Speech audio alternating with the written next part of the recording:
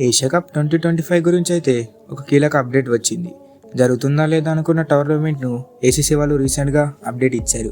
అయితే Asia cup ఏ ఫార్మాట్లో జరుగుతుంది, అలాగే ఇండియా వర్సెస్ పాకిస్తాన్ మ్యాచ్ జరుగుతుందా లేదా అన్ని విషయాలు ఈ వీడియోలో తెలుసుకుందాం. వీడియోని లైక్ చేసి ఛానల్ ఎవరైనా కొత్తగా చూస్తుంటే సబ్స్క్రైబ్ చేసుకోండి. ఐ హోప్ వీడియోని ఎక్కడ స్కిప్ చేయకుండా చూడండి. ఏషియా కప్ అయితే ఈ ఇయర్లో సెప్టెంబర్ మంత్లో జరగనుంది. అది కూడా సెప్టెంబర్ 10 నుంచి సెప్టెంబర్ 28 వరకు. ఇది ఏ ఫార్మాట్లో జరుగుతుంది అంటే T20 ఫార్మాట్లో జరుగుతుంది. మనం చూసాం వన్డే వరల్డ్ కప్ ముందు ఏషియా కప్ను వన్డే ఫార్మాట్లో ఆడతారు. అదే T20 వరల్డ్ కప్ ముందు T20 ఫార్మాట్లో ఆడతారు. ఇప్పుడు 2026 T20 వరల్డ్ కప్ ఉంది కాబట్టి ఏషియా కప్ను T20 ఫార్మాట్లో నిర్వహిస్తారు. అయితే ఏషియా కప్లో మొత్తం 6 జట్లు పార్టిసిపేట్ చేస్తున్నాయి. అవి ఏమిటో చూద్దాం.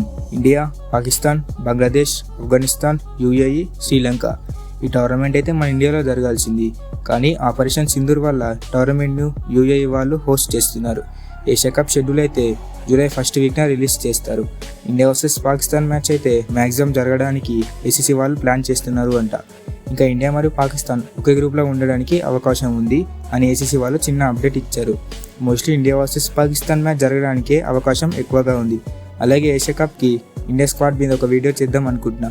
మరి మీరేమంటారో కామెంట్ చేయండి. Thanks for watching.